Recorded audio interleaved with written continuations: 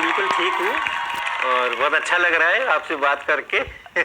Sir it's a dream come true, मतलब ये तो मेरा सपना था 11th-12th का कि कभी उम्मीद भी नहीं थी कि ऐसा कुछ हो पाएगा सर, मतलब sir it's really like a dream. चलो सर बड़ी sir first of all very very welcome to you sir, to physics वाला प्लेटफॉर्म। सर आपने टाइम निकाला और सर हमसे बातचीत करने के लिए आपने हाँ कह दिया। मेरे को सर सही बताऊं, आपको मेल लिखते वक्त बिल्कुल भी भरोसा नहीं था कि आप रिप्लाई करोगे। और मैं यहाँ अपने ऑडियंस को बताना चाहता हूँ कि मैंने पहले ही सोच लिया था कि मैं 50 बार सर को अप्रोच करूंगा और मेरा ये था कि जो 50th टाइम अप्रोच होगा वो मैं पहुंच जाऊंगा सर के घर के बाहर और कहूंगा कि बात तो करनी है मुझको कैसे भी। मैंने सर, मौका नहीं दिया, मैंने मौका नहीं दिया to you sir, so great of you की बात हो रही है आपसे। तो सर आज हम लोग ये चाहेंगे कि आप अपनी लाइफ की जर्नी, फिजिक्स की journey, your love for physics sir, and बच्चों के बीच आपकी किताब जो है उसके बारे में ऑफ कोर्स हम लोग बातें करेंगे। तो इसके ऊपर आज हम लोग आपसे पूरी चर्चा करना चाहेंगे सर। ठीक तो ठीक। सर थोड़ा सा इनफॉर्मल रखेंगे इसको, ठीक है? ठीक है सर। तो सर थोड़ा सा मैं नर्वस भी रहूंगा। तो तो सर सबसे पहले स्टार्ट इसी बात से करते हैं कि सर आपकी स्कूलिंग कहाँ से हुई। और मैंने कुछ कुछ चीजें आपके बारे में ऑफ कोर्स पढ़ रखी हैं, अब कितनी सही कितनी गलत मुझे नहीं पता। तो मैंने ये भी पढ़ा है कि शायद स्कूल डेज में आप इतने शार्प स्टूडेंट नहीं थे। सो हाउ कम कि आपने अचानक से ये इंटरेस्ट डेवलप हुआ? क्या ये अचानक हुआ, ये ग्रेजुअल हुआ? इसके बारे में सर। नहीं, वो कहानी बड़ी रोचक है जी सर। वो कहानी बहुत रोचक है। स्कूल के समय में कुछ पता नहीं चलता था क्या हो गया, क्योंकि मैंने क्लास 6 में पहली बार एडमिशन लिया स्कूल में। तो जो आजकल नर्सरी KG 1 2 3 वगैरह करते हैं ना, मैंने कुछ भी नहीं किया। मेरे पिताजी घर में थोड़ा थोड़ा कुछ कुछ पढ़ाते थे। तो मेरे पिताजी भी बहुत अद्भुत व्यक्तित्व थे, अद्भुत। उन्होंने कभी स्कूल नहीं गए वो। बहुत अपने बचपन के अंदर में शायद एक बार कभी कुछ महीनों के लिए स्कूल गए, फिर उनका मन नहीं लगा, उन्होंने छोड़ दिया कि हमें नहीं पढ़ाई करना। फिर जब फिर गए ही नहीं वो स्कूल। कोई भी इम्तहान उन्होंने एक भी इम्तहान नहीं दिया अपने उसके अंदर में। फिर कुछ काम धाम करने लगे किसी के साथ मिल करके, कुछ मीनाकारी का, इसका उसका।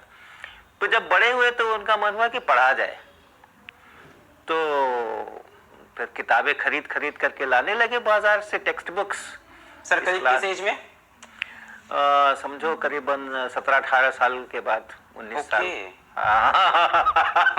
अरे बाप रे। तो खास करके गणित में उनको बड़ा मन लगता था। तो वो कक्षा 5 के लिए आए, फिर 6 के लिए आए, 8 के लिए आए, 9 के लिए आए, 10 के लिए आए, बस उसका सवाल बनाते रहते थे। फिर हिंदी के लिए आए, फिर इंग्लिश के लिए आए। तो जब जो मर्जी आई वो पढ़ा। तो ये जो संस्कार है ना मेरे परिवार में कि जब जो मर्जी आएगी वही पढ़ेंगे। किसी के कहने पे नहीं पढ़ेंगे। तो मेरे साथ भी वैसा ही था। तो उन्होंने घर पे मेरे को थोड़ा बहुत गणित पढ़ा दिया था, लेकिन स्कूल में मैंने एडमिशन केवल 6ठी क्लास में लिया पहली बार। और स्कूल में क्लास में? हाँ, क्लास 6 में फर्स्ट टाइम। पहली बार जब मैंने स्कूल में पैर रखा तो 6ठी क्लास में ही पैर रखा। अरे बाप रे। और उस समय में जब वहां गया तो एकदम से जो रेजिमेंटेशन हो गया ना। फिर पहले घर में थे तो घर में पढ़ने का क्या है, कभी छत पे पढ़ो, कभी किचन में पढ़ो, कभी बाहर पढ़ो, कभी अंदर पढ़ो, जब मर्जी हो पढ़ो, जब मर्जी हो ना हो मत पढ़ो। पिताजी भी वैसे ही हर फन मौला, मैं भी वैसे ही हर फन मौला। स्कूल में तो घंटियां बजती थी। तो सर आप घर में क्या पढ़ते थे, मतलब कैसे अपना सिलेबस डिफाइन करते थे आप? नहीं, मैंने कुछ नहीं किया। मुझे क्या मतलब था सिलेबस डिफाइन करने से। पिताजी ने जो पढ़ा दिया जो पढ़ लिया। अच्छा।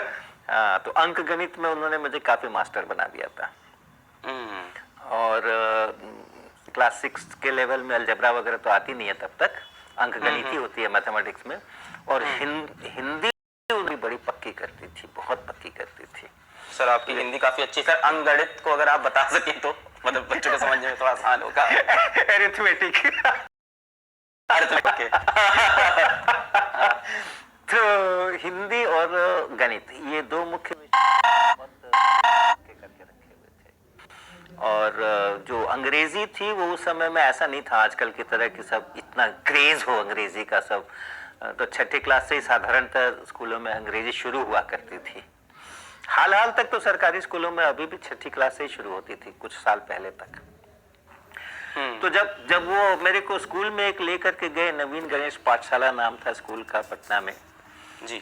तो उस समय में एडमिशन टेस्ट ऐसे तो नहीं होते थे, लेकिन प्रिंसिपल अपने रूम में बुला करके और कुछ सवाल पूछ लिया करते थे, कुछ कागज कलम दे देते थे कि लिखो, ये लिखो, वो लिखो, थोड़ा सा डिक्टेशन लिखा दिया, थोड़े गणित के सवाल पूछ लिए और तब तय करते थे कि कौन सी क्लास में ये जाएगा। अच्छा। तो मेरे को उन्होंने इसी तरह से बुला के पूछा तो 1 सवाल, 2 सवाल, 4 सवाल, 5 सवाल कुछ कराए और मैंने उनके उत्तर देते चले गए।